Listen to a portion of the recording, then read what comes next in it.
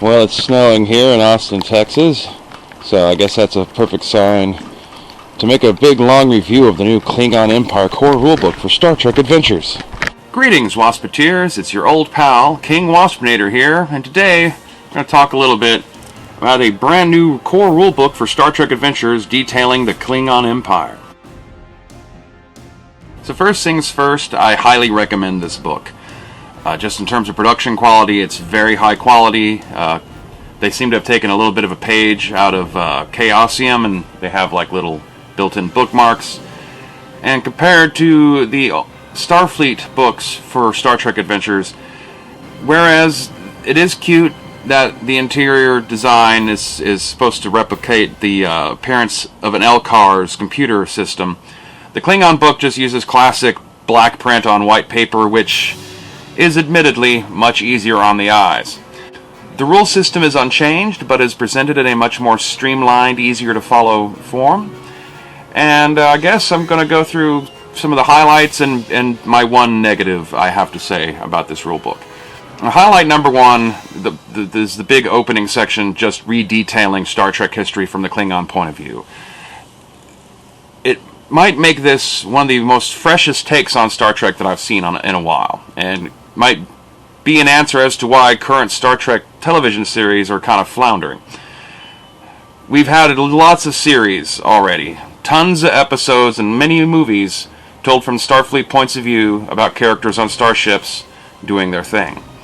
The Klingon Empire gives players and game masters a chance to explore Star Trek from a very alternative point of view. The history of the Klingon Empire, as written in the book, manages to portray humans as a very nosy race of do-gooders that kind of remind Klingons a little bit of Ferengi on one hand, but are confusing to them because periodically humans will do strangely honorable gestures. And in the end, by the time you get up to the end of the TNG era, Klingon opinion is basically such that humans are, and the Federation in general, it's better to have them be your ally than it is to be your enemy. In large case, because they're incredibly good with technology and are able to supplement some of their weak spots in terms of like larger campaigns against galactic threats, such as in the Dominion War. It is interesting that Modiphius Entertainment has decided that instead of just expanding upon the materials that they already had presented in the core rulebook for Star Trek Adventures and the Beta Quadrant sourcebook, instead of just giving the Klingons their own supplemental expansion sourcebook, they gave them their own entirely alternate rulebook just for themselves, and it's designed and written from the point of view of running Klingon-based adventures. Perhaps a little more warlike than what you might be doing with a Starfleet crew in this setting. However, in some ways that might make it a bit more relatable to classic role-playing game tropes, since Klingons are more about conquest and adventure, whereas Starfleet is self-introspection and exploration. If I have one major complaint about this book, it's fairly superficial, and it's that I was hoping that it would have provided some expansion on other Beta Quadrant alien races that might be available for player characters that have not been covered in previous Star Trek books. Races such as the Gorn and Nausicaans and other corners of the Beta Quadrant that hadn't really been explored yet. But unfortunately, the book is very much wedded to the Klingon Defense Force and playing Klingon Defense Force characters, and so it only discusses classic true Klingons, as well as the Kucha Klingons, which were the human-like, genetically altered Klingons of the original series era. Other than that, it is very well written, very well laid out and presented. The artwork is excellent, and the adventure possibilities are quite bigger than one might initially expect when going into this book. In some ways, I might actually say that, hypothetically speaking, of course, the Klingon Empire rulebook might be a better introduction to this game than going through the Starfleet route, and I might recommend it slightly more. It's still fairly new, so we don't know if it's going to have any supplementary material of its own, but it is, of course, completely back compatible with Star Trek Adventures and Star Trek Adventures sourcebooks. In particular, the Beta Quadrant sourcebook, very important in order for me able to expand the setting a bit more than what they have in the book. Other than that, other Quadrant sourcebooks, debatable. If you want to have adventures set during the Dominion War, you might still want to pick up the Gamma Quadrant sourcebook and the Alpha Quadrant sourcebook. The Delta Quadrant support sourcebook less so much, albeit I did like that they had a little blurb that the Klingons are a little paranoid about the Hirogen following Voyager home, and I think that could provide some campaign material for people who want to set their campaign post Voyager, post Deep Space Nine, post Nemesis. It does look like I'm going to be able to playtest this soon, so I'll be able to make further videos where I can actually speak from personal experience how the rules system for this game works. Although the closer I get to being prepared to run it, the more of a grasp I have over the rule system and the way adventure design is, the more I find I'm liking a lot of the concepts that it presents. It's a very different kind of role-playing game than your traditional fare like Pathfinder and Dungeons and Dragons, and even stuff like Call of Cthulhu and other popular classic titles. It's possibly most comparable to the old White Wolf games, but that's a very thin comparison. This might actually even be better at encouraging role-playing because of how characters have values and how they challenge those values in order to be able to gain character advancement. It's not an XP-based system or even a point award system. It's entirely by having your character challenge their innermost beliefs, which you come up with on your own and might not be applicable in every situation. So there might be points of time where, you know, everything that your character's doing is copacetic with how they view the world, so they're not going to have to push themselves to change. And so they might not advance for that adventure or mission. But to reiterate, it is a full, complete game system. You do not need the other version of Star Trek Adventures in order to be able to run this as a campaign. Aside from the lack of player traits for additional species besides Klingon, it's pretty solid. And when you think back to Star Trek, Klingons didn't exactly have a lot of non-Klingons and their crews anyway, so I guess it's kind of fitting. Although maybe it might miss out on some of the diversity messaging that you get in a more standard Starfleet-based role-playing game. Besides redetailing Star Trek history from the Klingon point of view, it also has extensive sections on some of the more noteworthy Klingon planets, a lot of information on Klingon culture and Klingon religion, extensive sections on potential enemies and foes and adversaries, as well as additional starships.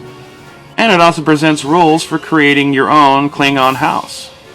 So once again, in brief, Star Trek Adventures, the Klingon Empire core rulebook is very much worth your time and might be one of the freshest, interesting takes on Star Trek that I have seen in a long time. If there is one thing that I do find interesting and telling about this book is that it's very recently published. It has, you know, CBS property of logos, you know, all throughout its book. It's very much a licensed product of the modern incarnation of Star Trek, and yet, for some reason, both it and the original Starfleet version of the Star Trek Adventures core book, they do not address, bring up, mention, or detail any of the things that have been done in the more recent series produced by Secret Hideout and CBS All Access. You can easily, on your own, work these sorts of elements into a Star Trek game. And since the Starfleet version is mostly focused on the next generation era, one could think that it's just a little bit of an oversight that they don't include any of the ships or technology for Starfleet that was shown in Star Trek Discovery. But more interestingly is the Klingon book. It's, like I said, very freshly produced and does not touch any of the Klingon elements that have been changed for the more newer series. Nothing about the Klingon appearances. All the artwork in this game all presents original OG continuity Klingons, even down to incorporating the little joke from The Trouble with Tribbles and Star Trek Enterprise about why the Klingons during Kirk's era looked more human, but nothing where they're a bunch of big dark blue space orcs. The starships they present are all the classic line of you know, your D7s, your D5s, your Bird of Preys, but none of the ships featured in Star Trek Discovery for Klingons are at all addressed or brought up. All I can think is that Modiphius Entertainment knows who butters their bread and knows the audience that is looking to buy and play a Star Trek role-playing game, and they're not the sorts of people who necessarily want to be playing the Michael Burnham game. At times it seems that these new series are really more akin to a single game master's interpretation of Star Trek, and then instead of being played as a role-playing game, being strung out like a series.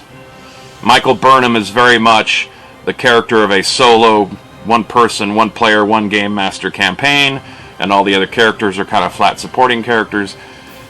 Same thing with Picard, except it's even worse because it's a player that the game master in question has really been trying to get to come join in one of his games, and so he's kind of just like letting them have run at the candy store. And Lower Decks is definitely someone's Star Trek Adventures RPG campaign. Even down to the fact that in the original Star Trek Adventures core rulebook, there is a little section on playing Lower Decks style campaigns. So by no means, if you are a fan of the newer shows like Discovery and Picard or the upcoming Strange New Worlds, you will be able to portray that version of the Star Trek universe using these rules.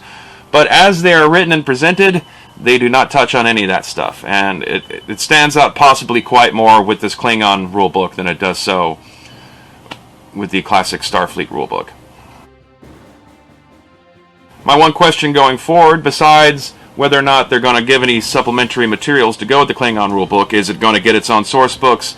Is it going to get its own KDF divisions books? Is it going to get its own adventure modules? Is it going to have its own GM screen and toolkit? Are they going to continue following this White Wolf-esque mode of you have a core rulebook for Starfleet and a core rulebook for the Klingon Empire? Does that mean that in a year or so's time, are we going to get a core rulebook for the Romulan Star Empire? Only time will tell. I find that the Klingons and the Federation are both like eminently playable. I'm not quite so sure if a all Romulan campaign has the same possibilities, but we'll just have to see what they end up producing for us as time goes on. I'd think an Orion Syndicate role-playing game would be a little bit more interesting. And as I said, this, in a strange way, might reveal a way for Star Trek on television moving forward to find some way to be fresh and relevant again by detaching itself from having to be about the Federation and about Starfleet characters. That Star Trek is an established IP, its fan base, and even to a degree a lot of people in pop culture understand what some of these races are. I think it's an established enough trope that it's safe. If people can play a role-playing game about it, they ought to be able to do a TV series about Klingons, or perhaps a different Star Trek alien race, as things go forward. Just a thought, but either way, definitely give a top-notch King Waspinator recommendation on this book. I recommend that you check it out yourself. So be sure to have a good one, stay waspinated, and as always, go fuck yourself.